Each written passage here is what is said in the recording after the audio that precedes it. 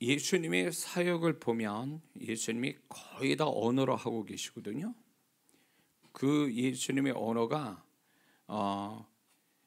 굉장히 그 엄청난 언어의 능력을 가지고 사역을 하셨는데, 또 지난주에 말씀드렸지만 하나님이 가지신 언어의 능력을 우리에게 주시고, 또 예수님의 언어의 능력을 또 친히 사람들에게 보여주셨는데, 그 예수님이 가지신 그 언어를 우리가 또 그것을 갖도록 제자들에게 보여주셨죠. 제자들에게 능력을 주셨다 그랬단 말이에요. 귀신을 쫓고 병든 자를 고치게 하는데, 그 예수님이 능력을 주고 내보내셨단 말이죠. 근데 그 능력이 바로 언어의 능력이죠. 병을 고치고 귀신을 쫓는 거, 이게 다 언어의 능력으로 됐기 때문에 예수 믿는 사람은 언어의 능력을 가지고 사는 것이 마땅하고, 또 언어의 능력을 통해서 그 언어의 실상을 드러내는, 실체를 드러내게 하는 것이 하나님의 뜻이라는 걸 우리가 잊지 말아야 될 줄 믿습니다. 그래서 예수 믿는 사람이 이 언어에 대해서 악한 마귀가 계속 속이는 생각을 갖게 만들죠. 그래서 우리의 언어로 인해서 우리 인생을 망치게 하고 신앙을 완전히 신앙을 이렇게 없애버리려고 하는 사단의 계략 중에 하나가 뭐냐면, 우리가 언어를 함부로 쓰게 만드는 거예요. 그래서 이 언어를 함부로 쓰게 하는 것들에 대해서 여러분들이 속아가지고 아무 말을 막 쏟아내게 되면, 그 언어에 쏟아낸 그 언어가 그냥 소리만 사라져서 없어지는 게 아니라 그 언어의 내용은 반드시 살아서 역사한다는 거죠. 그래서 우리가 쓰는 언어는 어떤 그 소리의 개념이 아니라 언어는 영적인 거기 때문에, 이 영적인 것은 결코 육의 세계에서 소멸되는 것 같아도 영의 세계는 존재하기 때문에 그 언어 내용대로 역사를 한다는 거예요. 제가 거듭 얘기하겠지만은, 언어는, 이 세상 언어는 여러 각 나라마다 언어들이 있지만, 영의 세계에서 언어는 딱 두 종류밖에 없어요. 하나님께 속한 언어, 마귀에 속한 언어. 그래서 두 종류의 언어밖에 없기 때문에 내가 쓰는 언어가 어디에 속한 언어인가를 분명히 가려내야 돼요. 그걸 분별하고 있어야 돼요. 왜냐하면 내가 하나님께 속한 언어로 쓰면 하나님이 역사하는 거고, 사단에 속한 언어로 쓰면 사단이 그걸 가지고 역사할 틈을 갖게 한다는 거죠. 그러니까 우리가 가장 많이 사단에게 틈을 보이는 게 행위가 아니라 언어예요. 언어로 사단에게 많이 틈을 보인단 말이죠. 그래서 우리가 어떻게 보면 언어를 절제하고 언어를 하나님이 원하시는 언어로 쓰게 되면 우리가 지금까지 온 불행과 고난과 손해들이 그만큼 줄게 되고, 반면에 하나님의 역사는 더 커질 수밖에 없다라는 거죠. 근데 우리는 언어의 개념이 하나님이 원하시는 언어의 개념을 갖고 살지 않기 때문에 언어로 인해서 많이 손해도 보고 어려움을 당하는데도 이것조차도 모르고 살아간다는 게 오늘날 성도의 비극이에요. 그리고 우리가 어떤 행위를 갖거나 어떤 일을 할 때에 하나님은 항상 저에게도 그랬지만 언어를 먼저 말하게 하신 다음에 그 행위가 자연스럽게 할 수 있도록 도와주시고, 그 행위가 결국은 어떤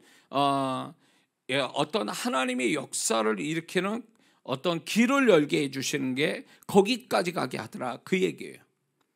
그래서 하나님께서는 우리가 언어를 먼저 쏟아낸 다음에 그 언어로 인해서 행위를 자연스럽게 가져오게 해서 어떤 결과를 가져오게 하는 것.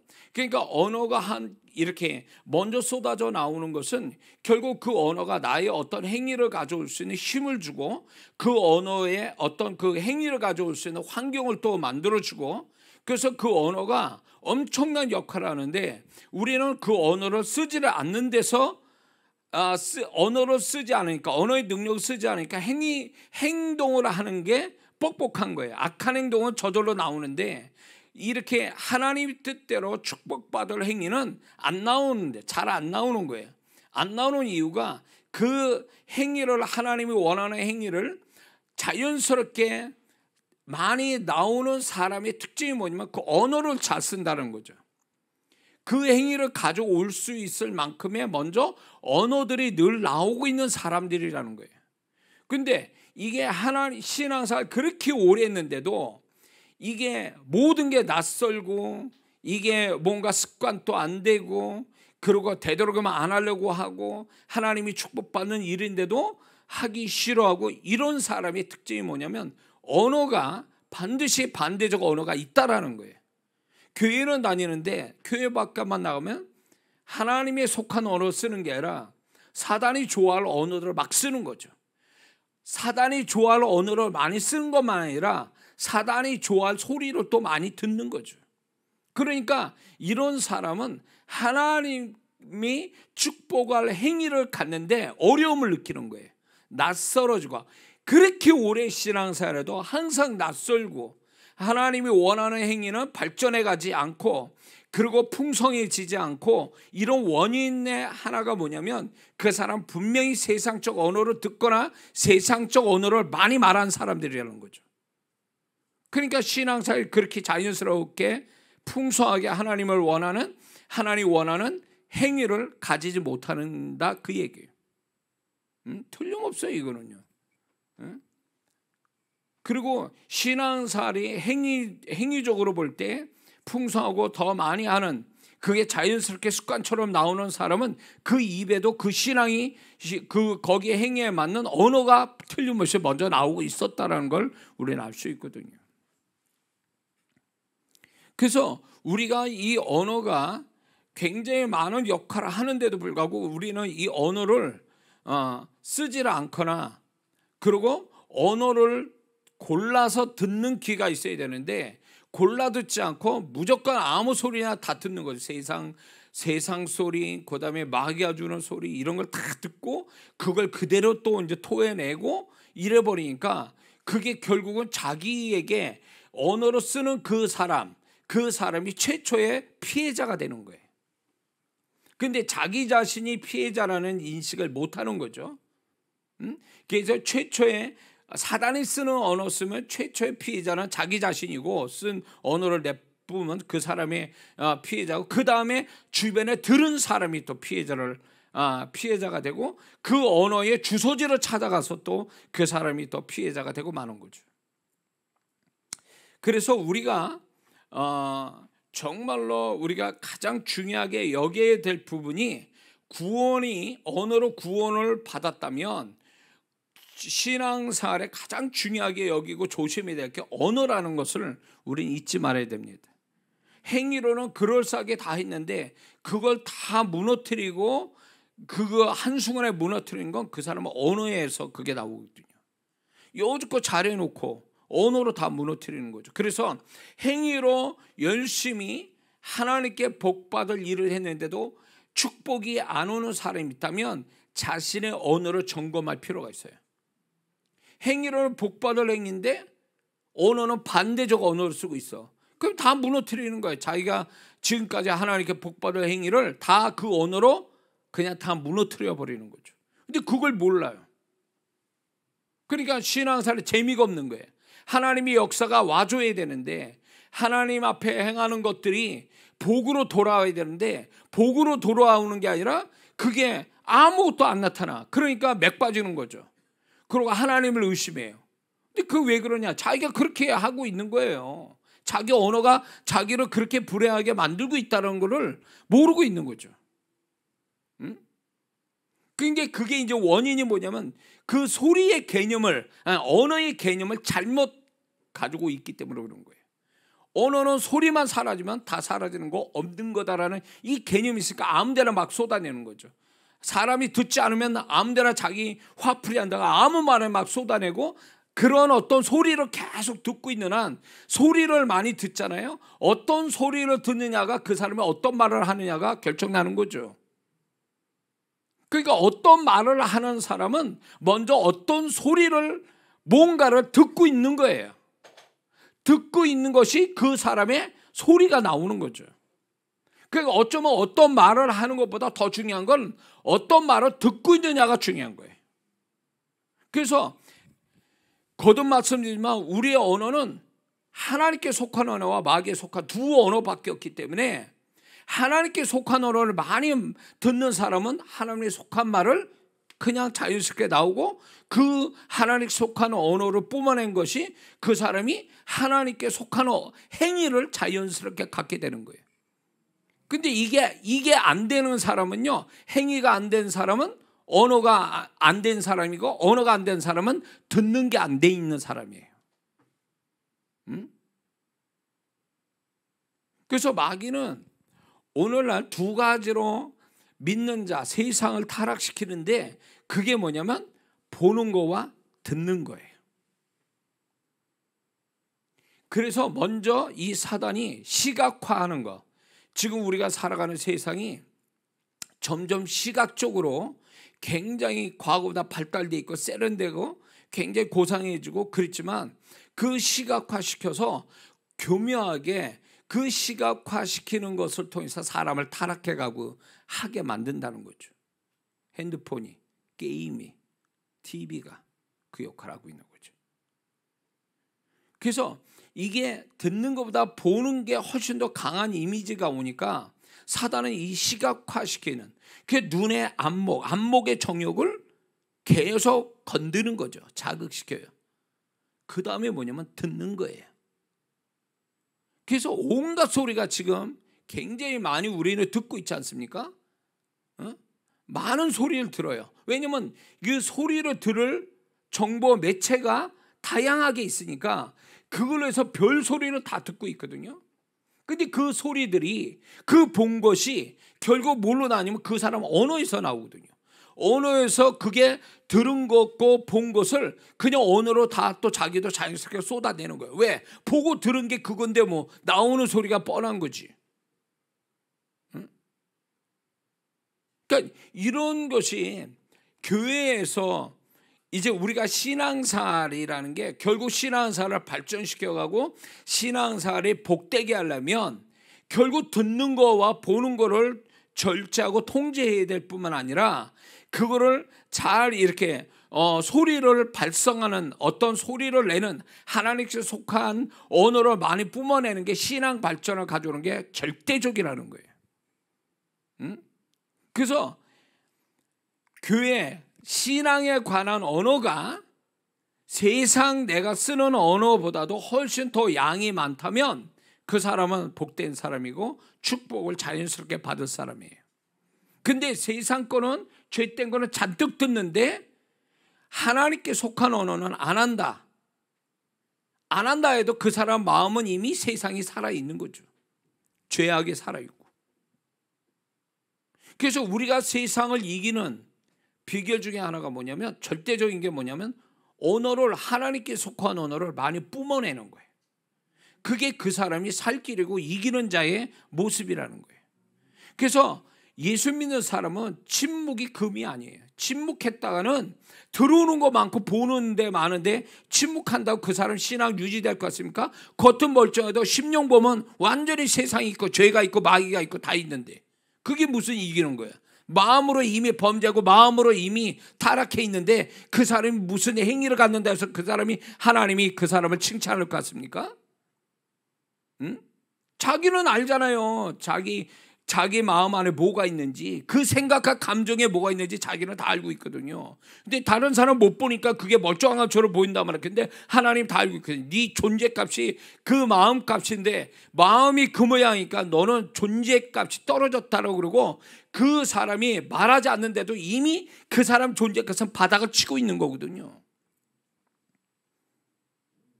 그러니까 그런 것들을 극복하려면 마음으로 타락하고 마음의 값이 떨어지지 않게 하는 방법은요, 듣고 보는 걸 통제해야 되지만 하나님께 속한 언어를 많이 뿜어낼 때에 내 심령이 잘 지켜지는 게 되고, 그걸로 인해서 내가 어떤 세상이나 죄된 거를 커버할 수 있는 능력이 언어에서 나오는 거거든요.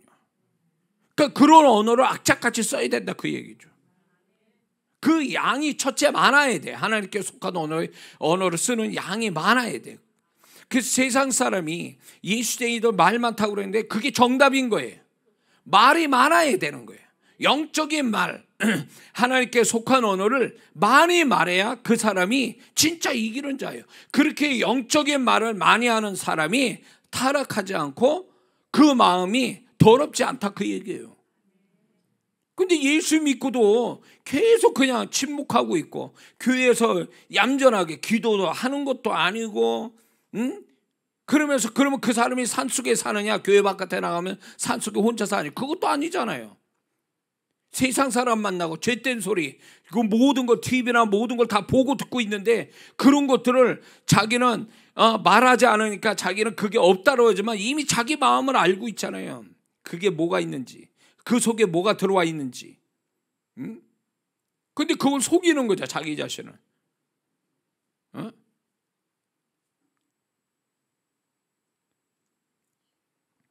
악한 영이 역사하는 사람 중에 그 특징이 있어요. 그게 어떤 악한 영이 그 한 사람을 깊게 역사를 하는 그 특징이 뭐냐면, 내성적인 사람들, 말 잘하지 않는 사람들. 이 사람은 뭐 사단의 밥이에요. 그리고 집 짓고 산다고. 그거 아세요?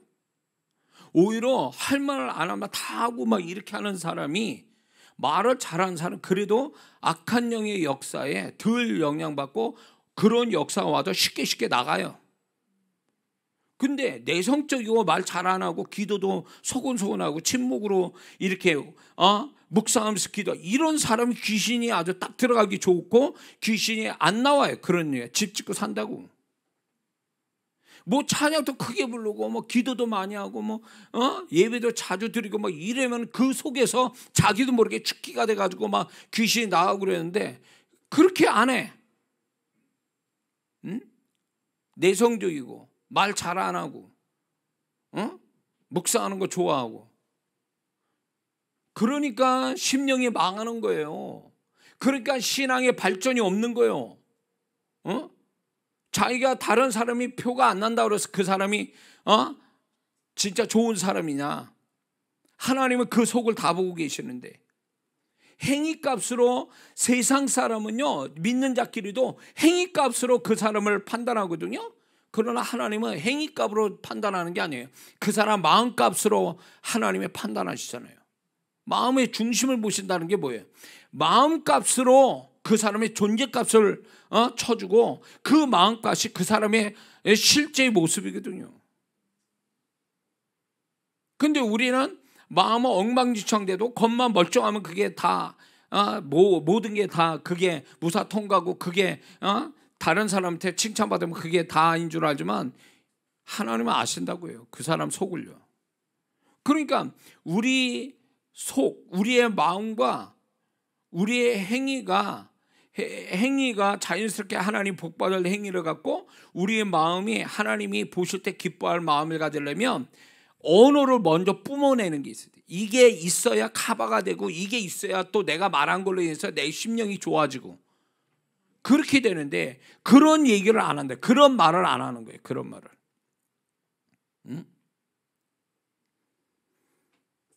그래서 오늘날 많은 성도분들이 영적인 수다를 갖질 않아요. 영적인 수다, 세상적 수다가 아니라 영적인 수다. 좀 뭔가 서로 영적인 좋은 말들을 서로 주거니 받거니 하는 게 있어야 되는데, 오늘날 교회에서 그게 없다, 그 얘기예요. 예배 드리고 잠깐 기도하고 갚버리면 그만이에요. 왜? 성도의 교제가 왜 중요한데? 그 성도의 교제를 통해서 우리의 야고보서의 말씀에 우리 죄도 고하여 서로 기도해 주라고 그랬거든요. 그러니까 죄도 토해내고 우리의 문제도 고백하고 나의 약점을 얘기하고, 그러면서 또 위로받고 격려도 받고, 그러면서 주님의 음성 듣고 그거로 또 다시 반복하고 재창하고, 이렇게 하면서 그 사람이 이게 속을 정화시키고, 그리고 마음값을 높이고, 그것이 결국 언어의 값도 높이게 되는데, 이 작업을 안 하는 거예요. 성도의 교제가 없는 거지. 그러니까 한 축이 빠지는 거야. 그 사람 신앙 발전에 한 축이 또 빠지는 거죠. 자, 무슨 얘기인지 이해가 되시죠? 그래서 우리 언어가 얼마나 중요한지 신앙에서 신앙이 왜 나는 성장이 안 될까? 그 사람은 언어를 보면 알 수 있어요. 자기 알거든요. 자기가 어떤 언어를 쓰는지. 본인이 스스로 발목 잡고 있어. 스스로 태클을 걸고 있어. 자기 신앙에. 그 사람은 언어가 그렇게 만들고 있는 거예요. 언어가. 응? 교회에서는 집사님하고 얘기하는 게 틀리고 교회 바깥에 나가서 얘기하는 게 또 틀려. 이 본질이 달라요. 또. 그러니 그렇게 다른 언어로 쓰니까, 다른 언어, 세상적 언어, 죄된 언어로 그렇게 많이 써버리니까 이 사람이 심령의 성장도 없고 신앙의 성장도 없는 거예요. 그러니까 행위로는 열심히 교회 나오죠. 봉사도 해요. 근데 본인은 알아. 마음값이 높아지지 않고 이런 거를 자기가 안다고. 그럼 왜 원인이 뭘까? 그렇게 오래 교회를 다녀도. 그거는요, 언어에 문제가 있어서 그래요. 제가 얘기했죠. 언어의 수준이 그 사람 인생의 수준이고 그 사람의 심령의 수준을 딱 얘기하고 있는 거예요. 틀림없어요. 그래서 일부러 우리는 하나님께 축복받을, 하나님께 속한 언어를 일부러 많이 뿜어내야 돼. 그러게 일부러 많이 뿜어내는 대표적인 게 기도잖아요. 그것만 쓰는 게 아니란 말이에요. 평소에 사람들과 아니면 이럴 때 하나님께 속한 언어를 많이 쓰고, 세상적 언어나 죄된 언어는 되도록이면 우리가 가려듣고, 이렇게 해야 그 사람이 자연스럽게 거룩해지고 자연스럽게 심령이 좋아지고 자연스럽게 하나님께 열심을 낸다, 그 얘기예요. 할렐루야. 자, 오늘은 이제 언어의 속성 9가지, 언어가 어떤 속성을 가졌는가에 대해서 성경에서 언어의 속성에 대해서 9가지를 여러분과 나누려고 합니다. 첫 번째는요, 그 언어는 독립성을 가지고 있다는 거죠. 독립적이라는 거예요. 그 언어 자체가. 발설되는 언어는요, 발설되는 그 순간부터 그 사람 의사와 상관없이 그 언어는 언어 그 자체로 존재하게 돼요. 내가 없어지라고 해서 없어지는 게 아니라는 거예요. 나중에 언어로 소멸시키는 영적인 방법이 있는데 그건 나중에 얘기하고, 언어가 일반적으로 내가 말을 했다 해서 그 언어를 내 마음대로 어떻게 할 수가 없는 거야. 발설된 언어는 꼭 우리 속담에 뭡니까? 엎어진 물을 담을 수 없다라는 말하고 똑같은 거예요. 어떻게 담아요? 땅에 쏟아진 물을. 그거 똑같아요. 우리가 발설된 언어는 이제 내 속 안에서 떠난 거예요. 그 자체가 독립성을 가지고 역사를 한다는 거예요. 그 언어의 내용대로. 그래서 거듭 얘기하지만 언어는 소리로 인식하면 안 돼요. 소리로 이해하면 안 된다는 거예요. 언어는 능력의 개념으로 이해해야 되고, 언어는 결국은 실상을 드러낸다는 거예요. 잠언서 18장 21절에 혀에 죽고 사는 것 혀에 권세 달려있으니 그 혀를 쓰는 자는 반드시 그 열매로 먹는다. 보인다는 거예요. 그 결과가 나온다, 그 얘기예요. 그래서 그 언어가 결코 내가 발설된 언어는 다시 이것이 내가 오라고 해서 다시 오는 것도 아니고 가라서 가는 게 아니라, 발설된 언어는 그 자체가 스스로 독립해서 역사를 이제 가져오기 때문에 이 부분에 대해서 우리가 말할 때 굉장히 조심해서 말을 해야 되는 부분이 여기 있다는 걸 우리가 잊지 말아야 될 줄 믿습니다. 제가 이제 그런 얘기도 있지만, 제가 이제 이렇게 사역하다 보면, 그러니까 어떤 성도를 이렇게 바라보면 내 영으로 그 사람이 영의 소리를 듣게 되거든요. 그 사람이 영의 소리를 듣게 되는데 그 사람이 평소에 쓰는 언어를 얘기해요. 그래서 보통은 이래요. 그 사람의 혼의 상태보다 영의 상태가 보편적으로 상태가 좋아요. 영의 상태가 혼의 상태보다. 근데 어떤 성도는요, 영의 상태가 굉장히 안 좋아서 영이 부정적인 말을 막 하는 걸 제가 듣게 돼요. 이렇게 들어보면 영에서 안 좋은 소리가 들리면 이 사람은 상태가 굉장히 심각한 거예요. 영이 보편적으로 좀 혼의 상태보다 좋다고 그랬는데, 그러면 좋은 어떤 소리가 나와야 되는데 그 좋은 소리가 아니라 부정적 언어가 그 영에서 나온다라는 얘기는 상태가, 혼의 상태는 더 안 좋다는 걸 의미하는 거거든요. 이 얘기는 무슨 얘기냐? 영에서부터 안 좋은 영의 소리가 들린다는 건요, 평소에 이 사람이 혼의 상태에서 안 좋은 말을 계속 해왔다는 얘기예요. 이 계속한 말이 영에 이제 결국 그게 들러붙어 가지고 영은 그렇게 말하고 싶지 않지만 워낙 혼에서 계속 지속적으로 안 좋은 말을 하니까 영이 그 소리를 한다, 그 얘기예요. 그런가 하면 또 이런 것도 있어요. 어떤 사람은 이렇게 들어보면 저 사람 영에서 나온 소리가 아닌데 딱 그 사람을 보면 내 영으로 저 사람이 어떤 안 좋은 소리를 그 사람에게서 들려오는 수가 있어요. 그 사람 딱 보는 순간에. 이거는 뭘 얘기하는 거냐면, 저도 이게 처음에 몰랐어요. 왜 소리가 들리지? 근데 처음에 영의 소리를 못 들었어요. 제가 혼에서는 아무 얘기가 없으니까 이게 무슨 소리냐, 내가 잘못 듣고 있느냐 그랬더니 나중에 이제 그게 영의 소리라는 걸 성령이 가르쳐 주시고 제가 검증을 했단 말이에요. 그 소리를 하고 있냐, 평소에. 그러니까 이 하고 있다 그래서 이제 비로소 알게 됐는데, 또 하나가 또 성령께서 가르쳐 준 게 뭐냐면, 딱 한 영혼을 보는데 그 사람 소리가 아니에요. 영의 소리는 아닌데 그 사람에게서 안 좋은 소리가 자꾸 들려요. 그건 뭐냐? 제가 그거를 다 물어봤어요.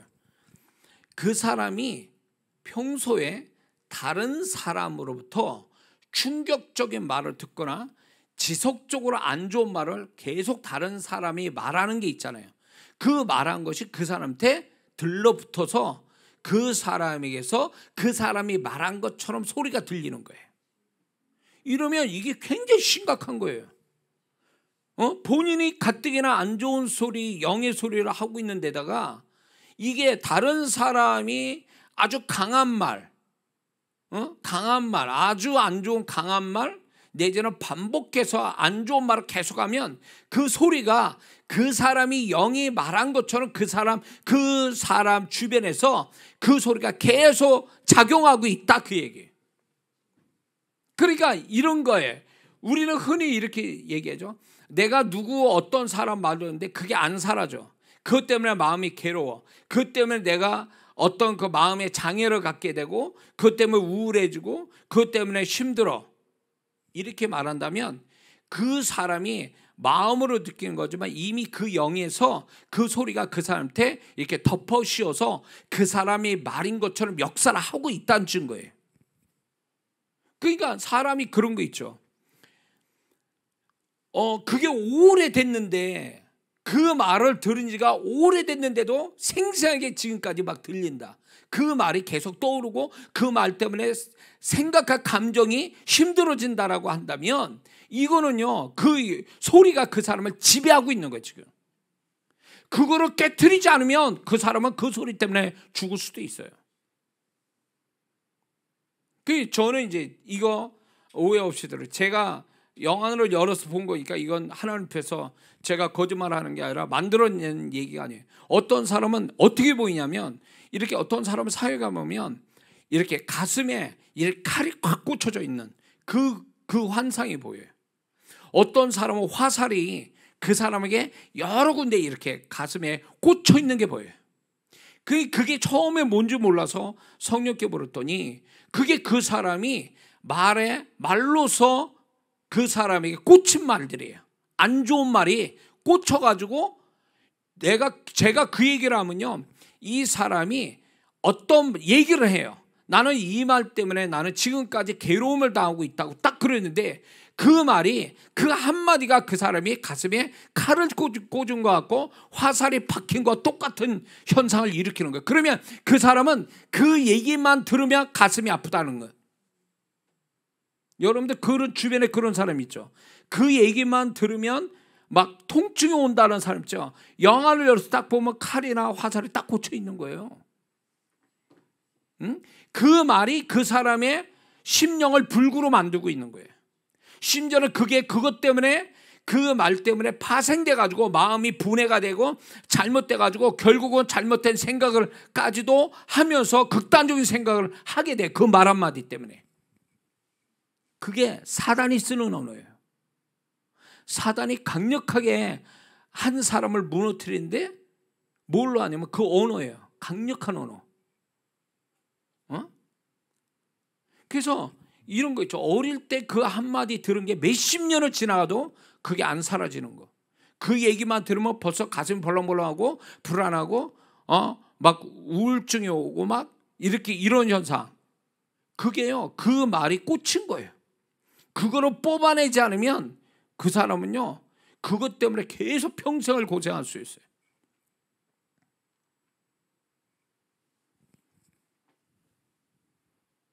그래서 이제 제가 이제 그런 사역도 한 적이 있어요.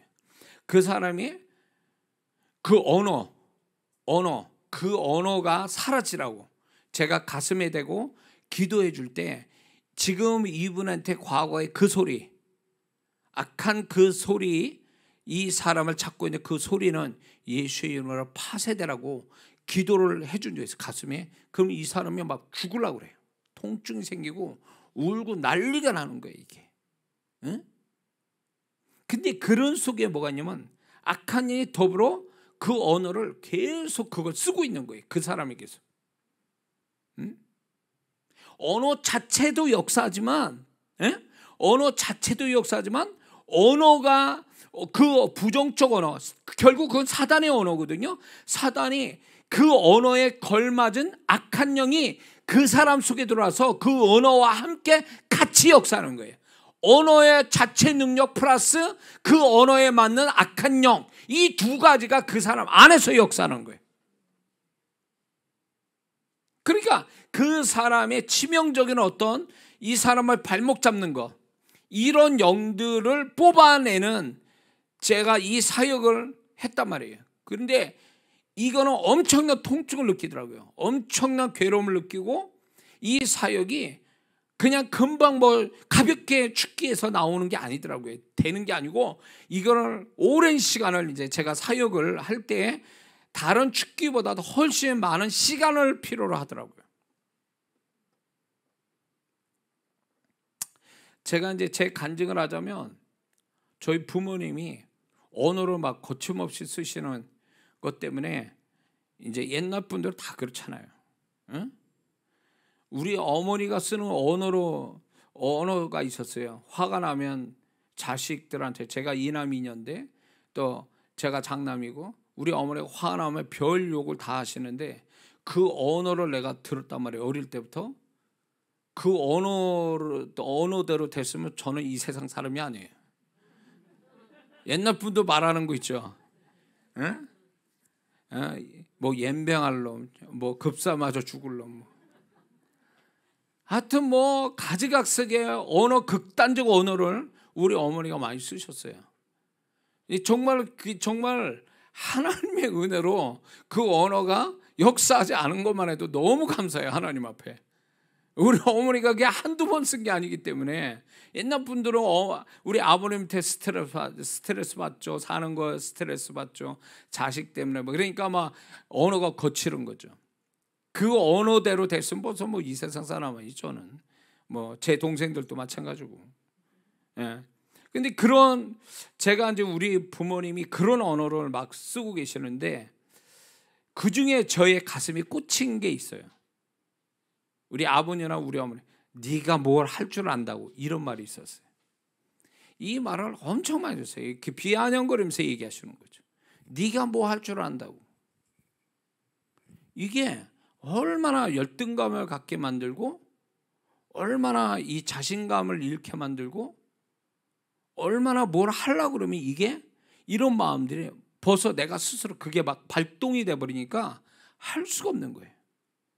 그래서 뭘 하려고 그러면 벌써 실패에 대한 두려움, 잘못되면 어떻게 될까에 대한 두려움, 그 다음에 그 누가 모르지도 않는데 기죽어가지고 이런 마음들이 제 안에 있었다고요. 그게 목사 되고도 있었어요. 근데 주님이 이제 저를 이제 다른 사람을 축복해 줄 사람이 돼야 되니까 저를 먼저 고쳐 주시는데 내가 병자인데 환자인데 누구를 고쳐요? 그러니까 내적인 환자를 저를 고쳐 주신 거예요. 그런 어릴 때 부모님으로부터 받은 상처들, 그게 언어에 대한 상처거든요. 근데 그 언어의 상처가 제 가슴속에 칼처럼 꼽혀 있는 거죠. 네 가진 게 뭐한다. 그래서 학교에서 뭐 1등을 하고 와도 하이야 시골 학교에서 니까 저게 뭐 한다. 응? 다른 사람도 다 한다. 이게 그러니까 그런 거야. 그러니까 우리 어머니가 또 제 아내한테도 항상 반복해. 야, 쟤는 뭐 벽에 못 하나 못 박아. 이런 식으로 저를 완전히 그러니까 사람을 이렇게 깔아뭉개는 거죠. 그게 저도 모르게 내 안에서 그게 칼이 되고 화살이 된 거예요. 그래서 그것 때문에 나는 열심히 사는데 그 열심히 사는 거에 비해서 내 마음은 반대적 마음을 갖고 있었던 거죠. 그러니까 뭔지 모르게 브레이크를 환경과 사람이 나로 브레이크를 거는 게 아니라 내 스스로가 나로 브레이크를 걸고 있는 내적인 상태가 있었던 거죠. 그거를 몰랐던 거예요. 왜 나는 이런 사람이지? 어? 분명히 한쪽에서 나는 이런 사람이 아닌데 그런 마음이 있단 말이에요. 그러면서도 한쪽은 그래 그럴 수밖에 없어 뭐 이렇게 또 그런 이중적인 마음이 있었단 말이에요. 근데 그런 걸 이제 제가 그런 것을 원인이 어디 있는가를 주님이 40 넘어서 알게 된 거예요. 주님이 그걸 가르쳐 준 거예요. 그래서 그거를 내적인 상처를 치유해 주기 시작하신 거예요. 그러고 나서 제가 그때 당시에 내 내적인 치유받을 때 혼자 교회에서 기도할 때 엄청 막 난리를 쳤어요. 혼자서. 그게 너무 크다 보니까 오랜 세월이 있었으니까 생각해 보세요.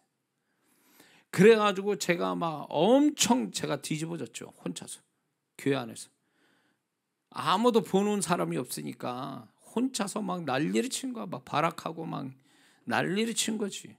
그렇게 해서 주님이 저를 고쳐주시고 그때 가서야 비로소 우리 부모님을 용서할 수 있는 마음이 있었어요.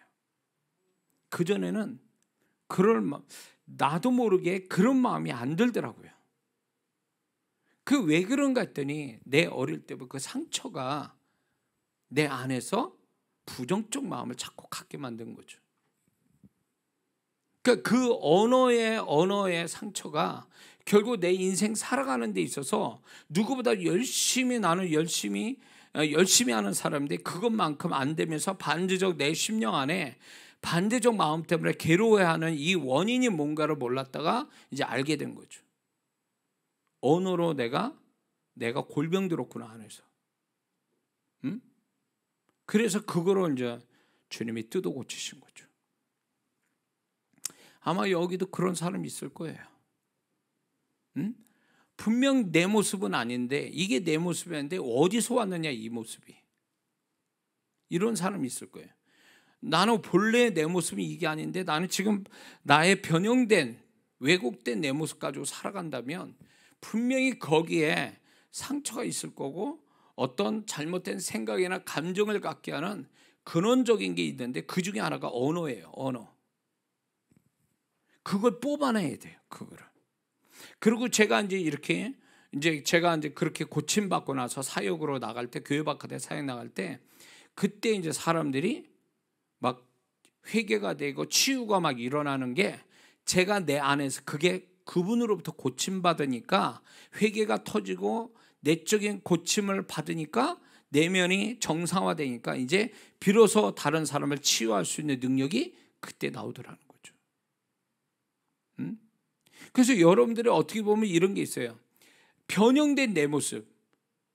저도 그렇게 살아온 게 내 모습이라고 생각했어요. 이중적인 내면에 이런 어떤 이렇게 갈등 같은데 이게 뭔지 모르게 나는 이렇게 겉하고 마음 상태하고 다른 이런 것들이 왜 그런가를 모르고 있었던 거죠. 나이가 그렇게 됐는데도 목사인데도 불구하고. 근데 여기에도 그런 분이 있을 거예요. 근데 제가 고침받고 나니까 본래 내 모습을 다시 되찾게 된 거예요. 아, 이게 내 모습이구나. 응? 그러면 그 전에 뭐냐? 왜곡된 내 모습이지. 언어로 인한 마음 상처로 인한 왜곡된 내 모습이었던 거고, 그게 치유를 받고 나니까 원래 진짜 하나님이 나를 쓰실 만한 어떤 내면을 비로소 그때부터 갖기 시작한 거죠. 그러니까 여기에도 여기에 그런 분이 있거든. 또 영상으로 참여하는 분들도 있다면 속이지 말아야 돼요. 자기 자신이 뭔지 모르게 나는 이게 나답지 못해, 이게 내 모습 같지 않아. 그러면 분명히 그 사람의 내면 속에 그런 어떤 왜곡된 내면을 갖게 만드는 원인이 있는데, 그 원인 중에 하나가 언어일 수 있다는 거죠. 언어. 그 언어를 깨트리지 않으면 이게 안 풀어져요. 응? 그래서 그 언어 자체가, 제가 그 부모님한테 받았던 그 언어 자체가 나의 생각을 왜곡하게 만들고 내 감정을 왜곡시키는 것들이 되어졌다, 그 얘기예요. 본래 내 모습이 아닌. 근데 전에는 이제 왜곡된 내 모습이라는 게 내 마음의 어떤 생각과 감정이 어떤 형태였냐면, 저는 나름대로 완벽주의자고, 그래서 뭘 하나 하면 그게 10가지가 준비돼야 될 것 같으면 10가지가 준비돼야 비로소 출발을 하게 되고, 10가지 다 준비돼서 출발을 해도 불안해했던 사람이에요. 그런 사람. 그게 이제 나는 내 생각에는 완벽하게 해야 된다, 완전하게 준비를 해서 떠나야 된다, 해야 된다라는 이 생각이 제 성격인 줄 알았어요. 근데 고침받고 나니까 어떤 게 나오냐면, 뒤집어져가지고 제가 이제 고침받고 내면에 언어로 인한 상처를 내면받고 하니까 분명히 그게 10가지를 준비해야 돼요. 근데 한 가지를 가지고 출발을 해도 겁이 없는 거예요. 무슨 얘기인지 아시죠? 10가지를 준비해야 겨우 뭐 불안하고 떠날 사람인데, 나는 이제 10가지를 준비 못하고 한 가지만 준비하고 출발하는데도 겁이 없어. 자신감이 있는 거예요. 어? 이게 결국이요, 이게 내 모습인 거예요. 원래 이게 내 모습인데 이 내 모습을 잃어버린 거죠.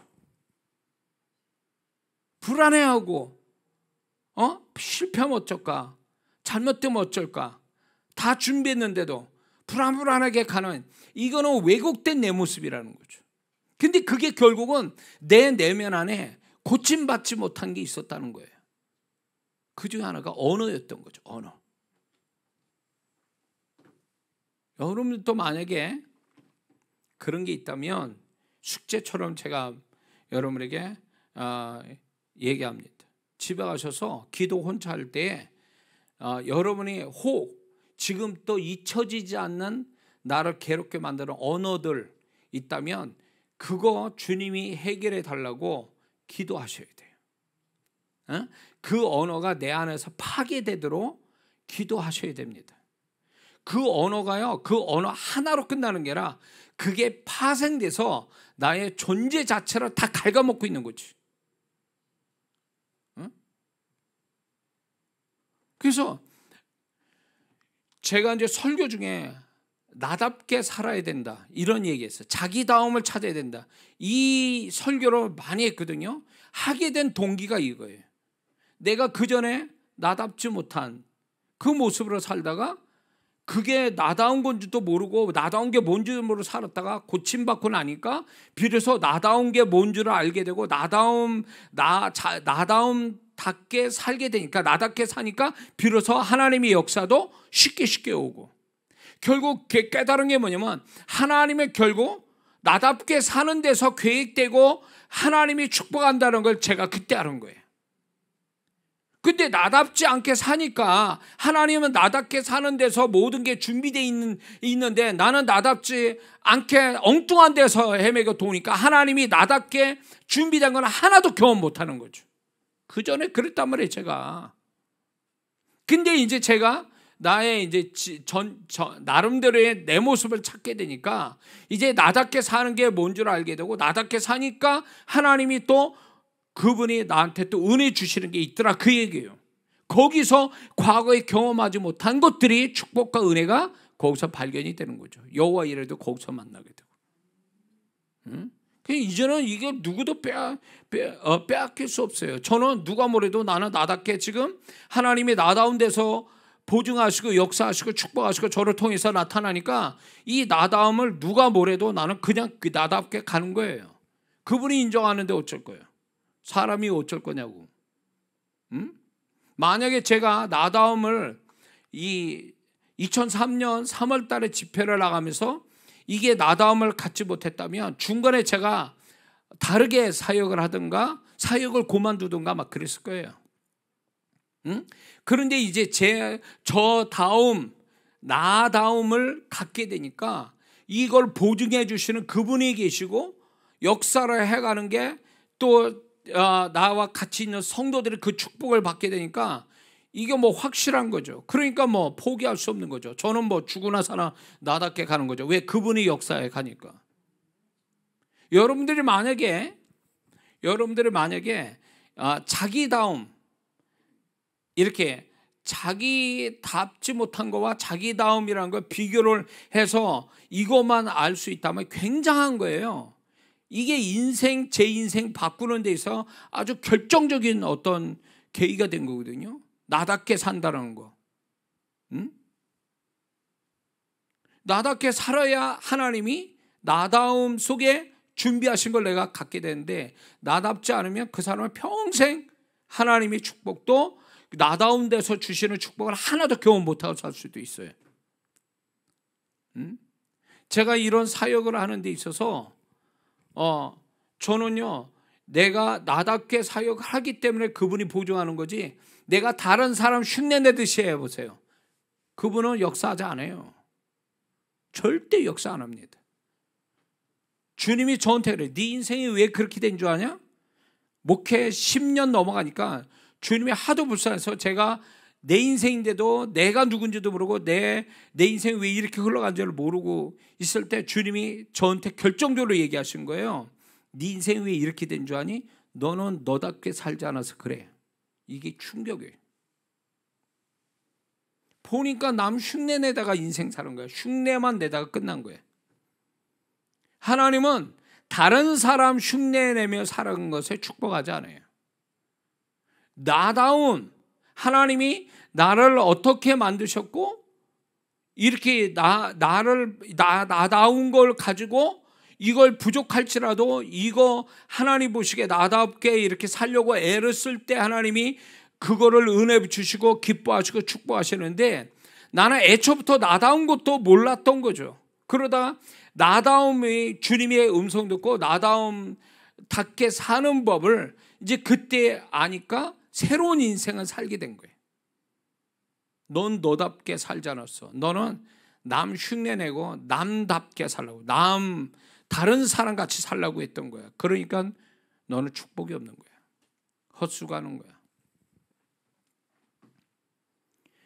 그게 2001년 그때쯤일 거예요.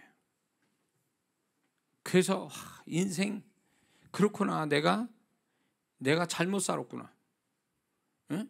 여기서 만약에 나는 신앙생활 잘하고 뭐 이렇게 저렇게 하는데 왜 인생이 안 풀려가고 문제가 많은지 잘 모르겠다 하는 사람, 여기서 좀 답을 얻었으면 좋겠어요. 자기답게 살아야지. 남 흉내나 내고 있고 남 쫓아나가고 있고, 그런 속에는 하나님이 아무리 못났어도 그 사람을 향한 축복과 은혜는 동일하게 다 있거든요. 누구나 다. 믿습니까? 누구나 다 있는데 왜 그 어떤 사람을 하나님의 그 손길을 경험하고 어떤 사람을 경험 못하느냐는 죄가 있냐 없냐의 문제가 아니에요. 그게 아니라 자기답게 사느냐 아니면 남 흉내내며 사느냐, 이 차이뿐이에요. 응? 그러니까 자기다움을 알아서 자기답게라도 고집스럽게 아니면 지조 있게 자기답게 살려고 몸부림쳐야 하나님이 그런 걸 통해서 하나님이 나다운 데 속에서 더 함께 하시고 또 나답게 이끌어 가시고 축복하시고 이런 걸 경험하는데, 이런 거로 나다움을 버린단 말이에요. 몰라서 버리고 무시해서 버리고 열등감에서 자꾸 버리고, 그러니까 몰라서 버리고 알면은 뭐 열등감으로 버리고 이러니까 하나님이 그 사람을 축복을 못 하시는 거예요. 이 사람은 우리 설교로 가고 있네 지금. 언어를 얘기하고 해야 되는데 좀 이해가 되십니까? 그래서 물론 다른 사람의 것을 모방할 수도 있어요. 다른 사람 것을 도움받을 수 있어요. 그런데 중요한 건요, 그걸 모두 100% 받아들여서 그거를 내 것이라고 생각하면 안 된다 그 얘기예요. 왜 남의 걸 내 거라고 생각해? 남의 걸 도움받을 수는 있으나 결국 나답게 모든 걸 변형시키고 나답게 적용을 시켜서 나다운 걸로 그게 도움이 돼야지, 나다운 걸 버린 상태에서 남의 걸 가지고 오는 사람은 절대로 축복 못 받습니다. 이거는 악하고 선하고 차이가 아니에요. 하나님이 계획은 어쨌거나 그 사람 다울 때에 거기에 답게 만드신 가운데 역사가 있는 건데, 그 사람 다움을 버리면 아무것도 없어요. 자기 혼자 발버둥 치면 살다 끝나는 거예요. 제가 이 사역을 한 지, 교회 바깥의 사역, 이런 사역을 한 지 20년이 됐거든요. 이렇게 20년 돼서 여기까지 왔는데 틀리지 않았어요. 하나님이 제 부르신 모양대로 나답게 하기를 원하시고, 나는 또 나답게 그분이 만들어주신 그 모양대로, 은혜 주신 그 모양대로, 부르신 그 모양대로 나답게 하니까 여기까지 하나님 보증하고 역사하셨거든요. 앞으로도 또 계속 역사해 가실 거고요. 근데 많은 사람들이 자기답게 사는 거에 두려움을 갖고 있거나 쉽게 버려요.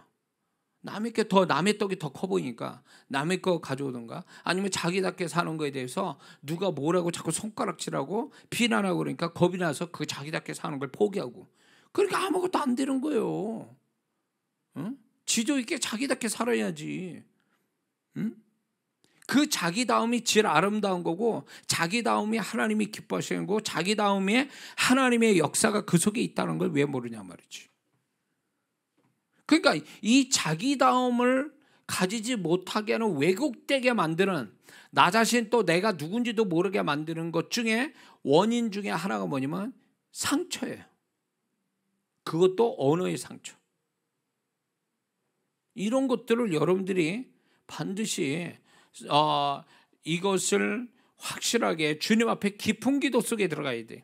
그러면 나를 보게 하시거든요. 객관적으로 나를 보게 하시고, 그분이 내가 원래는 어떤 모습인가를 그분이 보여주시고, 왜곡된 내 모습도 같이 보여주세요. 그래서 버릴 걸 버리게 하시고, 나답게 하는 것이 무엇인지를 알게 하시는 그분의 깨달음, 그분의 손길, 그분의 변화가 있어야 돼요. 누구나 다. 믿습니까?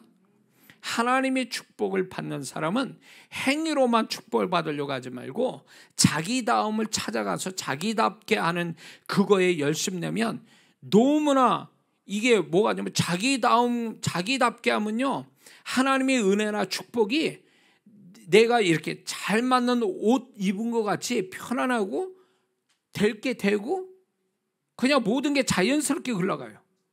자연스럽게 그분의 손길이 오고, 예? 자기다움에서 온단 말이에요. 그러니까 너무 모든 게 쉽게 가고 뭔가 자연스럽게 되어가니까 이래도 되나? 뭐 이런 생각이 들 때도 있어요. 근데 이게 내가 좀 다른 게 좀 좋아 보인다, 아니면 다른 사람이 나한테 나다움을 자꾸 뭐라고 한다 그래서 위축돼가지고 겁나가지고 다른 거 한다? 그러면요, 하나님의 임재하심, 보증하심이 하나도 안 나타나요. 그게 죄져서가 아니에요.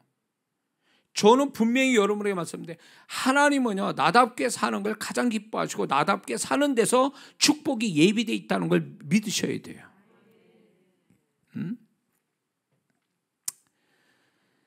자, 이해가 되시죠? 자, 그래서 여러분들이 우리가 세월 가면 갈수록 자꾸 나를 잃어버리게 돼요. 내가 누군지조차도 몰라요. 그냥 먹고 사는 데만 또 남편이 있고 아내가 있고 자식이 있고 할 일이 있고, 그러니까 거기에 치여서 살다 보니까 나다움을 잃어버려요. 그냥 생활이냐. 다른 사람과 별반 차이 없는 생활이. 근데 잘 보세요. 하나님이 나를 무슨 공장에서 찍어내는 무슨 물건처럼, 똑같은 물건처럼 우리를 만들어줬을까요? 그게 아닌 거예요. 왜 아닌 걸 어떻게 합니까? 우리는 똑같은 사람이 없어요. 쌍둥이도 똑같이 안 해. 그건 뭐예요? 그 한 사람 한 사람에 대한 고유의 어떤 모습이 있는 거고, 그 사람 다운 게 있다는 걸 하나님은 그렇게 얘기하고 계시는 거예요, 우리한테. 근데 우리는 어느새 모르게 모든 게 다 똑같아져. 세월이 갈수록 사는 모양과 모든 게 다 똑같아져 가고 있어. 그러니까 이게 자기다움이 하나도 안 나타나. 우리는 옛날 교육받아 가지고 똑같이 머리 깎고 그 교복 입고 똑같아야 돼. 조금이라도 틀리면 난리가 나는 세대 속에 살았거든요.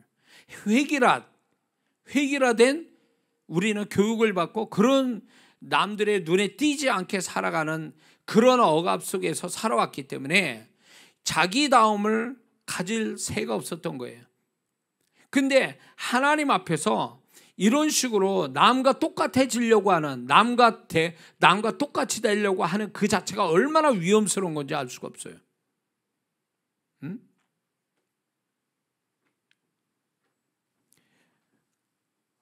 자, 그래서 우리는 계속 나다운 거를 발견해요. 저도 지금 또 어떤 부분에 가서 나다운 건지를 자꾸 이제 찾아보고, 또 이게 맞는지 주님께 물어보고, 또 그리고 또 시행하고, 그래서 주님이 보증하시면 이게 나다운 거였구나, 그러면서 계속 저를 또 알아가는 그런, 지금 저도 그러고 있거든요. 그러니까 나다움을요 100% 다 알지를 못해요. 나이 먹어갈수록 다 알지를 못해요. 나인데도 내가 누군지를 모르는데 뭐. 그러니까 우리는 조심스럽게 하나님 앞에서 나다움을 계속 찾아갈 수 있게 달라고 기도하고, 나다움이 뭔지를 계속 테스트해 봐야 되고, 이렇게 하면서 그거를 맞춰서 소위 말하면 세팅을 시키는 거죠. 하나의 퍼즐 맞추듯이 쫙 맞춰가지고 그거대로 살아가는 거예요. 그러니까 이 나이 되니까, 제가 이 나이 되니까 이장한 목사, 내가 객관적으로 볼 때 이장한 목사는 이런 사람이야라는 게 이제 나름대로 아웃라인을 잡고 있는 거죠. 이 나이 되니까. 그렇다면 저 나이만큼 안 되거나 하나님을 안 지 얼마 안 된 사람은 자기답게 사는 게 뭔지를 사실을 몰라요, 사실을. 근데 하나님이 그걸 모르기 때문에, 하나님이 모르지만 그래도 은혜를 베푸셔 가는데, 어느 시점 가면은 하나님이 이 사람을 좀 더 하나님이 밀도 있게 그 사람을 다뤄 가시고 축복해 가시고 능력을 주시고, 이런 사람 되기 위해서 반드시 하나님이 거쳐야 될 게 뭐냐면 그 사람 다음을 하나님이 계속 발견을 시켜가는 시기가 있다라는 거예요. 그러니까 좀 더 하나님이 강력한 손길을, 하나님의 강력한 손길, 이거를 경험시켜 주시기 위해서 하나님은 먼저 전제 조건이 그 사람 자신을 알게끔 만들어 가시는 계기가 있다는 거죠. 그게 있어요. 그래서 우리가 먹고 사는 것도 힘들고 이러지만, 그것만큼 중요한 문제가 뭐냐면 나다움을 찾아가는 거, 나다움을 발견하는 거, 이게 굉장히 중요한 거예요. 그래서 지금은 이제 제가 이 정도 나이 되고 그거를 20년 전에 이제 알게 됐으니까, 그게 됐으니까 이제 뭘 하나 해도 이건 나다운 게 아니고 나는 이렇게 나다움이야, 이게 이제 되는 거예요. 이제 뭘 해도. 근데 여러분들은 그거 알고 계시나요? 뭘 할 때, 다른 사람과 뭐 할 때 나다움이 이거야 라고 그렇게 얘기할 수 있는 게 있냐는 거죠. 그게 나다움이 정말 하나님이 인정해 주시는 거냐, 그거예요.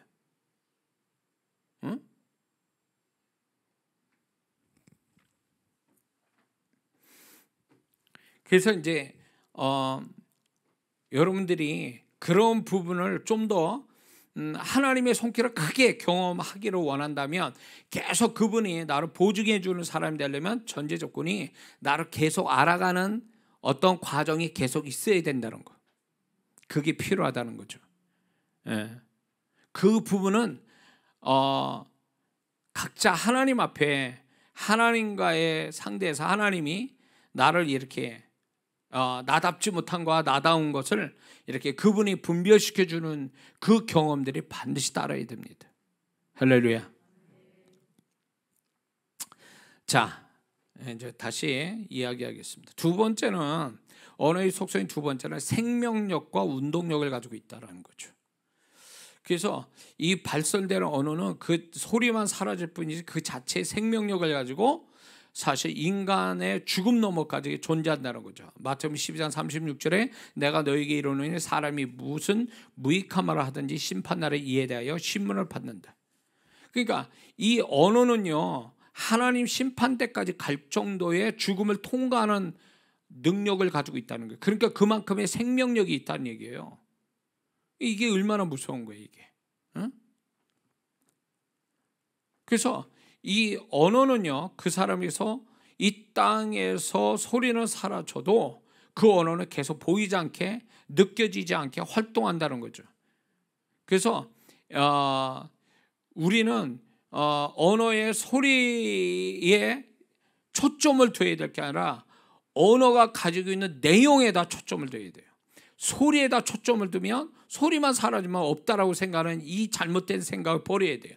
소리가 아니라 내용이에요. 그 언어의 내용이 뭐냐, 이 언어의 내용이 나를 플러스할 거냐 마이너스할 거냐, 이거를 분명히 분별하고 우리가 말을 해야 된다는 거죠.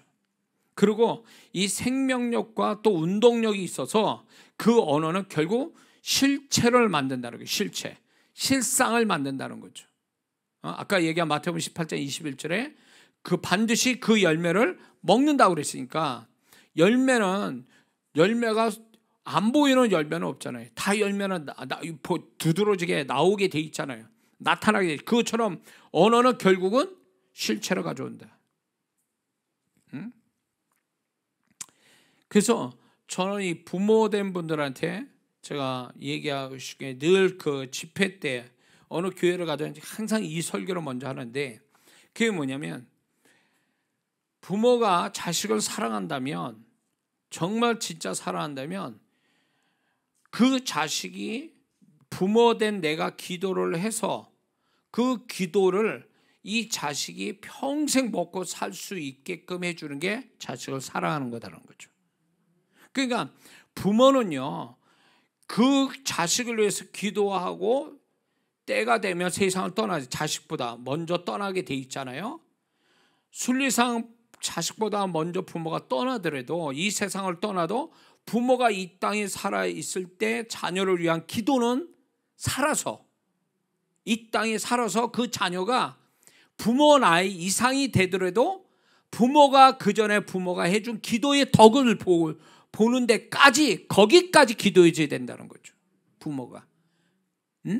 왜냐하면 부모는 죽어도 기도는 살거든요. 부모가 자식을 위한 기도는 살아서 자녀한테, 이 땅에 살아있는 자녀가 살아있는 한 그 기도는 그 자녀한테로 흘러가게 돼 있거든요.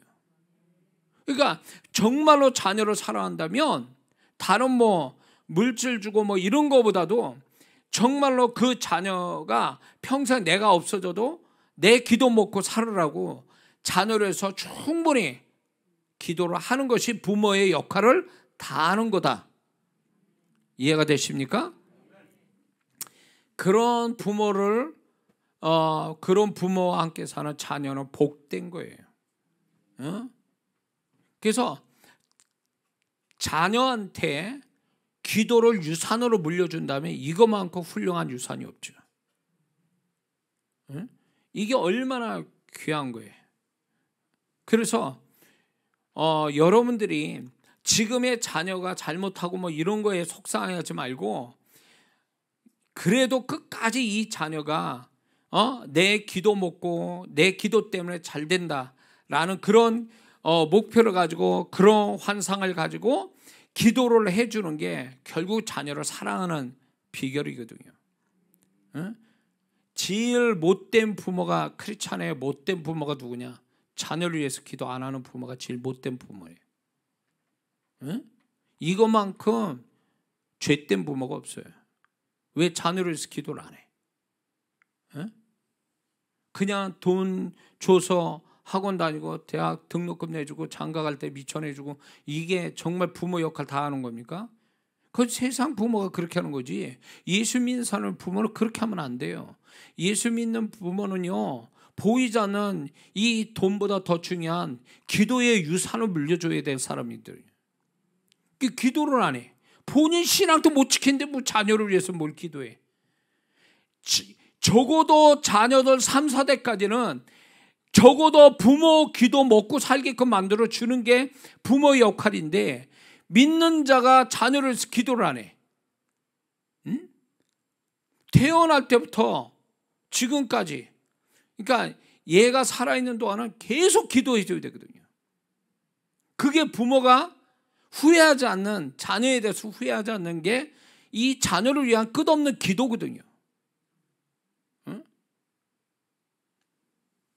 제가 이 얘기하는 것은 하여튼 저는 우리 아들이 태어나기 8년 동안 기도했고, 태어나서 지금까지 기도를 계속 하고 있습니다. 내가 가장 많이 내 아들한테 줄 수 있는 건 기도밖에 없다. 기도의 유산이 제일 그 자녀 입장에서 큰 재산이니까. 그러니까 지금 또 늦지 않았어요. 자녀를 위해서 뭘 주려고 하지 말고 기도의 유산을 물려줄 생각해야 돼요. 자녀는 몰라도 상관없어요. 하나님은 알고 계시니까 그 언어를요, 내가 살아있는 동안 계속 하고 있어야 돼요. 나는 죽어도 기도는 죽지 않으니까 그 기도는 계속 그 자녀가 3, 4대까지 내 자녀의 손자까지 그거를 기도 먹고 살 수 있도록 그렇게 해놓고 이 세상을 떠나야지. 자기만 꼴랑 그냥 이렇게 구원받고 천국 갈 정도만 그렇게 하고, 자녀들은 그냥 영적 유산이 없어가지고 맨날 그냥 영적인 축복도 없고 그 세상에서 허덕이면서 살고 말이에요. 그렇게 하면 되겠냐 말이지. 그래서 이런 게 있어요. 부모가 기도를 많이 하고 부모가 영적인 유산을 많이 가진 부모 밑에 있는 자녀들은요, 잘 될 수밖에 없어요. 그런 사람 주변에 제가 많이 봤거든요. 별로 노력하는 것 같지 않은데. 근데 이제 그런 배경을 보면 그 부모가 아니면 그 위에 조상이 정말로 기도를 많이 하고 하나님께 헌신도 많이 하고 이게 유산이 돼가지고 결국 자녀가 복된 거거든요. 그 자녀도 주님, 근데 이런 게 있어요. 그 자녀가 주님 안에 있어야 그 복이 유산이 물러가지, 이 자녀가 만약에 세상으로 돌아갔다, 유산 없어요. 영적 유산은 없어요. 그러니까 그 자녀를 위해 영적인 유산이 정말 확실히 누리게 만들려면 그 자녀가 신앙 안에 있어야 돼요. 주님 안에 있어야 돼요. 이게 기도 1번이고 그 다음에 이 자녀를 위한 평생 먹고 살 수 있고 3, 4대까지 이 기도를 하고 있어야 돼요. 그리고 자녀가 결국 내 대에서 축복을 못 받는다면 자녀의 복으로 돌리신다라는 그 믿음을 가지고 헌신을 해야 돼요. 하나님께. 그게 헌신이 결국은 내가 그 헌신의 축복을 못 받으면 이렇게 생각해요. 하나님이 내 자손한테 축복을 물려주시려고 하는구나, 이렇게 생각해야 돼요. 그래서 옛날 그 초창기 때 우리 한국에 복음이 들어와서 이럴 때 그 초대의 그 조상들은요, 충분히 축복을 못 받고 살았거든요. 신앙을 지키냐고 순교도 당하고 정말로 어렵게 살다가 세상 떠났어요. 근데 그런 조상들이 그렇게 하나님께 헌신한 것이 그대에서는 못 받았지만 그 자손들이 축복을 받고 계속 잘 되는 거 아닙니까? 그러니까 우리 대에서만 축복을 받아야 된다, 그 생각을 버려야 돼요.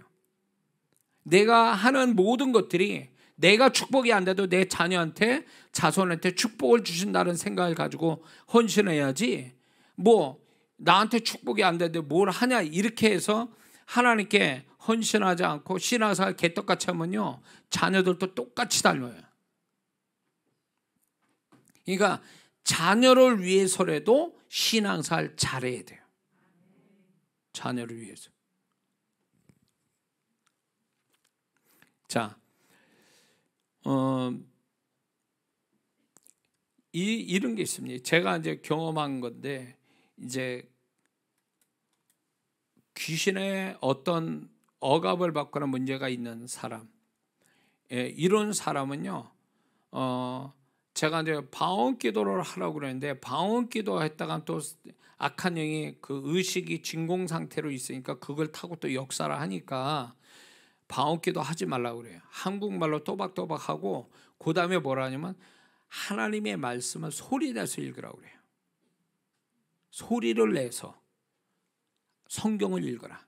세 번째, 찬양, 특히 보혈 찬양을 많이 들어라. 소리로 들어야 돼요. 소리로. 이 소리로 듣게 되면 그 어떤 영적인 파워가 있는 소리가 뭐겠습니까? 하나님 말씀이잖아요. 그 다음에 보혈이잖아요. 십자가. 이런 소리를 계속 자기 주변에 계속 내가 듣고 있으면요, 악한 영이 그 마음과 그 주변에 역사할 수가 없어요. 소리를 내야 돼요. 그래서 영적으로 눌리거나 상처가 있거나 이런 사람은요, 소리를 많이 내질러야 돼요. 그런 영적인 소리도 많이 듣고 영적인 소리를 내가 또 내야 돼요. 근데 그 소리도 작게 내면 안 돼요. 눌림이 있거나 귀신의 역사나 자기 혼적인 눌림이 있는 사람은 의도적으로도 소리를 크게 내야 돼요. 왜냐하면 영의 세계에서는 소리가 작고 크고에 또 차이가 있어요. 그래서 되도록이면 소리를 크게 내는 게 유익해요. 그래서 소리를 크게 한 시간 한 사람과 소리를 작게 하면서 기도한 사람은 그 내면의 상태가 달라요. 응? 축기 어떤 현상에서도 달라요. 그렇기 때문에 소리를 크게 낼수록 좋다. 그래서 저는 이런 부분을 많이 이제 얘기를 해주거든요. 그러니까 악한 영은 어떻게 하냐? 여러분들 이런 거 경험한 사람이 있을지도 몰라요. 기도만 하면 목을 딱 잡아서 소리가 안 나오게 하는 이 귀신 역사예요. 왜냐면 소리가 발성이 되기 시작하면 사단이 그 소리의 책임을, 얘가 이 소리에 대해서 소멸시킬 수가 없어요. 내가 발성이 나오기 시작하면요. 그러니까 얘들은 아예 소리를 못 내게 만들어요. 응? 그래서 오늘날 교회가 부흥이 안 되는 이유 중에 하나가 뭐냐면 언어가 사라졌어요. 영적인 언어가 들리지도 않고 말하지도 않아요. 이게요, 사단의 전략에 속아 넘어간 거예요. 옛날에 교회가 부흥할 때는요, 굉장히 요란했거든요. 소리가. 기도 소리, 찬양 소리 막 예배 드리는 소리가 막 엄청났거든요. 그러니까 신앙도 좋았다고, 핍박도 다 이겨내고. 근데 지금 보세요. 소리 안 내고 기도해요. 찬양 소리 잘 안 내요. 듣는 걸로 이렇게 만족해. 또 자기는 발성하지 않고. 이러니까 신앙이 죽어나가는 거예요. 응? 그러니까 제일 강력한 소리는 남이 나에게 말해주는 소리가 아니라 내가 내 입으로 말하는 게 강력하거든요. 그 소리의 개념으로 볼 때. 근데 듣는 것도 잘 안 듣는 데다가 발성을 안 하니까, 소리를 안 내니까, 소리를 내면 그 소리 자체가 자체적으로 생명력 가지고 독립적으로 운동력 있게 역사를 하는데, 이 소리를 안 내니까 사단이 좋아라 박수 치는 거예요. 안에 있는 귀신이 또 안 나가. 이게 영적인 소리래야 그 소리 때문에 이 안에 있는 귀신이 흔들리고 막 이게 나갈 준비를 할 텐데 소리를 안 내죠. 그러니까 귀신이 좋아하는 거 뭐냐? 침묵하는 거예요. 신앙사 침묵하는 크리스찬을 굉장히 좋아하는 거예요. 그 안에 집중고 살기 딱 좋거든요. 응? 그래서 사단은요, 내가 영적인 소리를 발성을 내면요, 얘들은 그 소리를 없앨 수가 없어요. 하나님밖에는 이 소리를 없앨 능력을 가진 분은 하나님밖에 없어요. 그러니까 얘들은 어떻게든지 소리가 안 나오게 만들어요. 그냥 목을 잡지 막. 소리가 안 나게. 목을 확 잡아요. 소리 못 내게 막 만들고. 소리를 내도 조그맣게 내게 하고. 결국은 그건요, 사단에게 속는 거예요. 속는 거라고. 그래서 신앙이 좋은 사람은요, 소리도 커요. 영적인 소리도 많이 내고, 이게 정상이거든요. 소리를 안 내면 이미 진 거예요. 소리를 안 내면.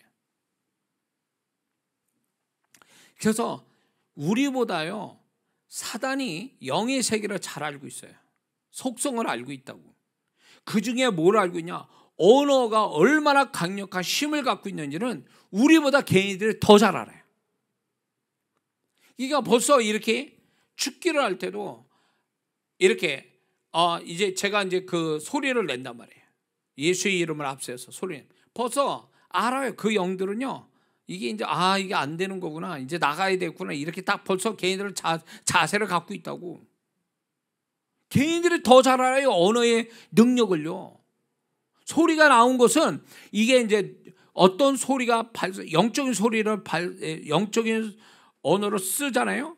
그러면 얘네들은 소리의 개념으로 보는 게 아니에요. 이 귀신은요, 그 내용을 보는 거예요. 왜냐하면 언어가 발성이 되면 그 언어 내용이 역사하는 걸 알고 있는 거예요.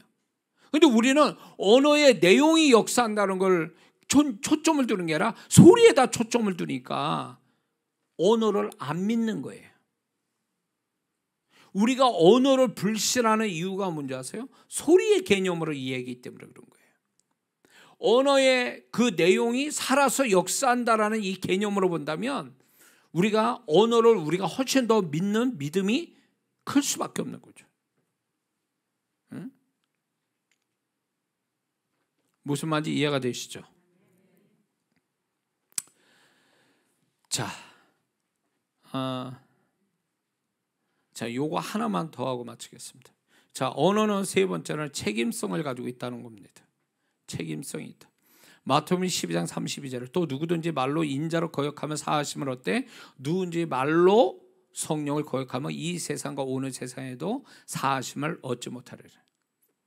마태복음 12장 37절에 내 말로 의롭다함을 받고 내 말로 정죄함을 받으리라.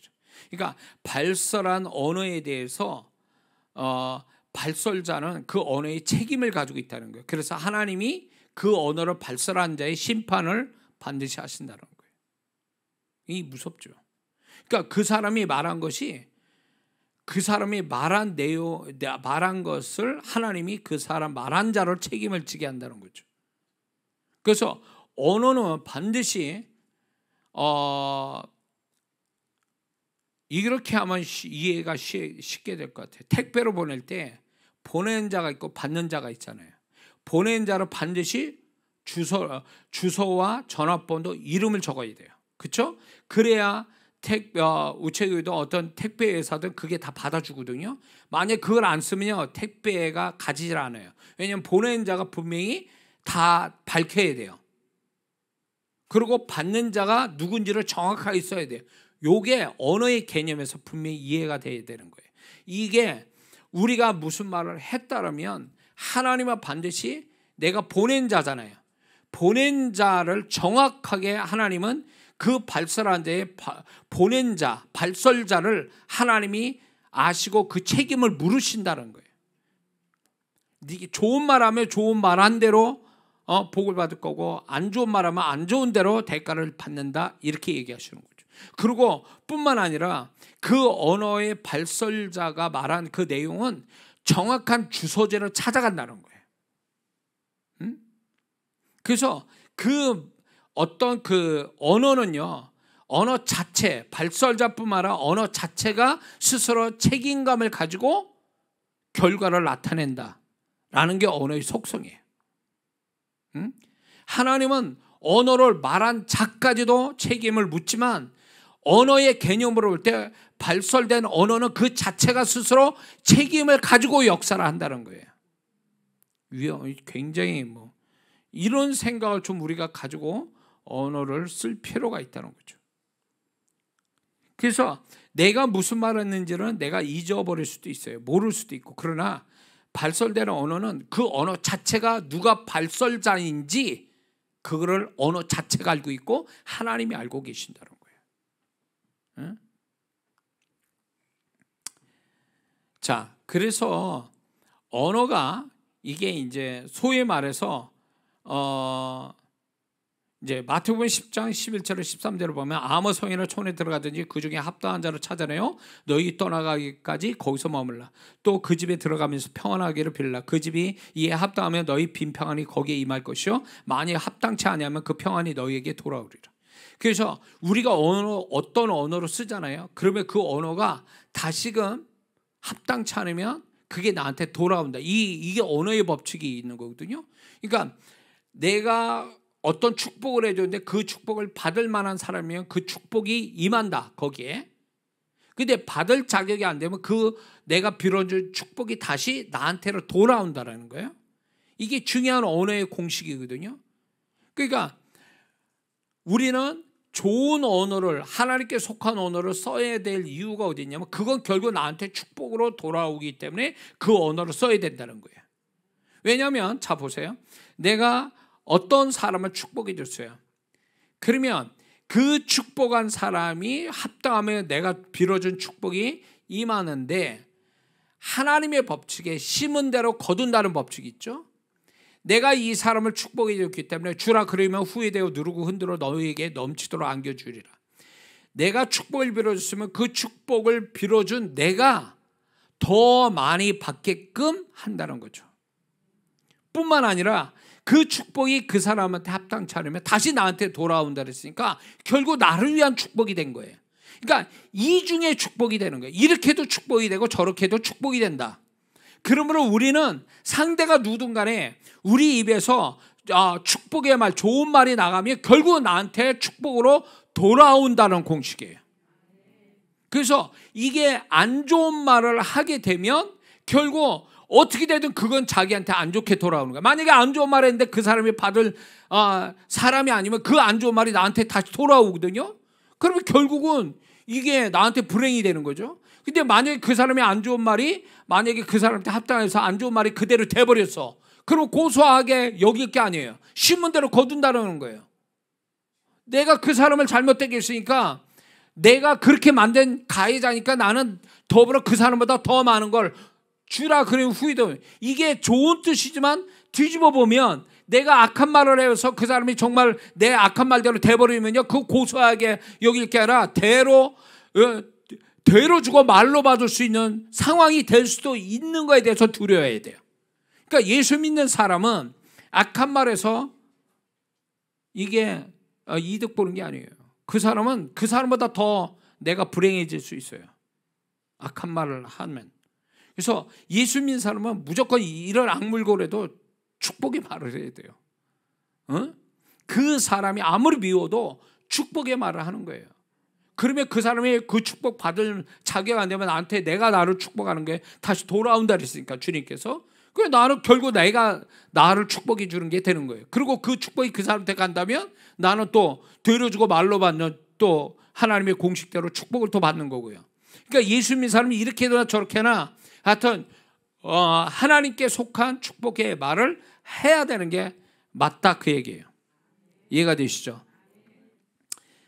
그래서 이게 이제 언어가 엄청나게 이렇게 그 언어 자체가 또 언어를 말한 자의 발설자의 책임을 하나님이 묻는 거기 때문에 우리는 그 부분에서 굉장히 두려워하고 조심스럽게 말을 해야 된다는 거죠. 제가 이제 책에서 이 간증을 했습니다. 이제 목회를 하면서 이제 신앙생활을 하는 사람이 별로 그렇게 신앙생활 제대로 하지 못하고 있는 성도가 이제 결국은 떠났어요. 그리고 또 얼마 있다가 이제 또 신앙생활 잘 하지만 또 목회자로 속썩이는 성도가 또 떠나고요.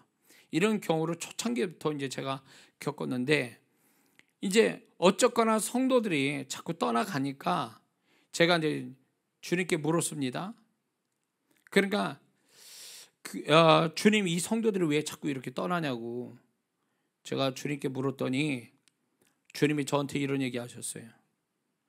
네가 아내한테 둘이 있을 때 네 아내한테 저 성도는 저렇게 하니까 저렇게 게으르게 기쁨 없이 신앙하니까 교회를 떠난다. 그리고 또 속을 썩이는 성도는 제발 다른 데 가서 교회 생활을 했으면 좋겠다.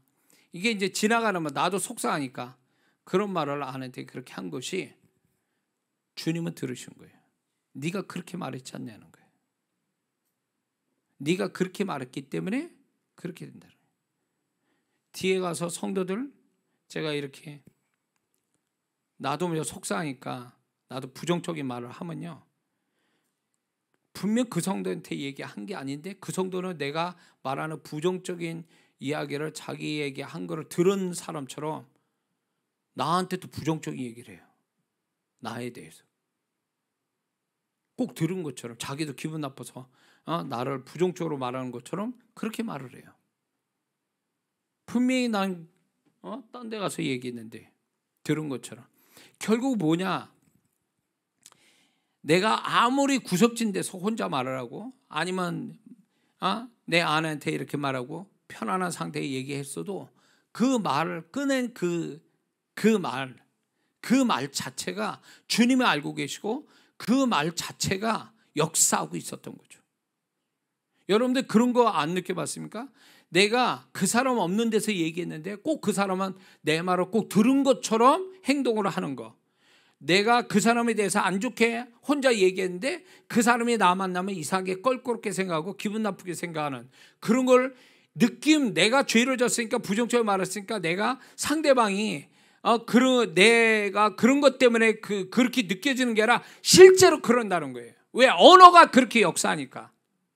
언어가. 내가 언어를 그렇게 뿜어냈기 때문에 그 언어 자체가 가서 주소지를 찾아간다니까요. 그러니까 이걸 어떻게 비유로 드냐면요, 이런 거예요. 제가 어렸을 때 조그만 웅덩이에서 이 배터리 큰 거를 등에 메고 이렇게 장화 같은 걸 신어요. 물에 안 들어가게 장화 같은 걸 신고 물 가상에다가 마이너스 플러스를 딱 꽂아버려요. 그러면 물이 어떻게 될까요? 전기가 흐르죠. 전체가 다. 분명히 그 아저씨는 그 웅덩이에 구석탱이에서 플러스 마이너스 막대기를 딱 꽂은 것 뿐인데 웅덩이 전체가 다 전기가 흘러가지고 고기가 떠올라요. 지금은 그렇게 하면 큰일 납니다. 불법이 그건 지금 벌금 물게 돼 있어요. 그렇게 하면 안 되는 거 불법이에요. 근데 옛날에는 그렇게 해서 고기를 잡았던 아저씨가 제가 기억이 나요.